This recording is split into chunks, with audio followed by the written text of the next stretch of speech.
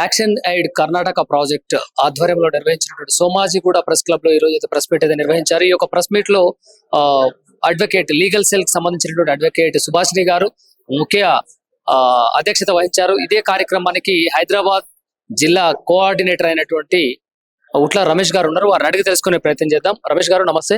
ఏంటి ఈ యొక్క పోష్ యాక్ట్ 2013 యొక్క ఉపయోగం ఏంటి? దీన్ని ఎలా రాష్ట్రంలో అన్యాయానికి గురైనటువంటి వాళ్ళు ఎలా మిమ్మల్ని సంప్రదించాలి? Good afternoon sir. Good afternoon. నా పేరు రమేష్.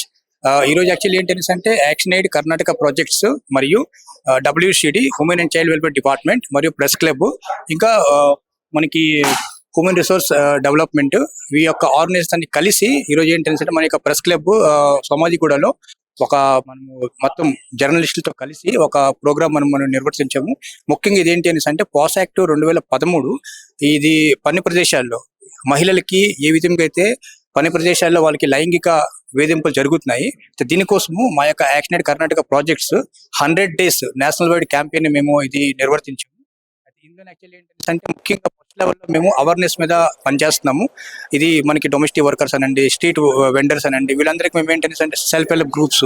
సో వీళ్ళందరికీ మేము ఏంటనేసి అంటే ముందుగా ఫస్ట్ లెవెల్లో ఒక అవేర్నెస్ మేము క్రియేట్ చేస్తాం. It means there is a pass act. ఈ యొక్క పాస్ యాక్ట్ అంటే మనకి ఆల్రెడీ ఉంది. కాకపోతే ఈ పాస్ యాక్ట్ కోసం మనకి ఏంటంటే చాలా మందికి తెలియదు.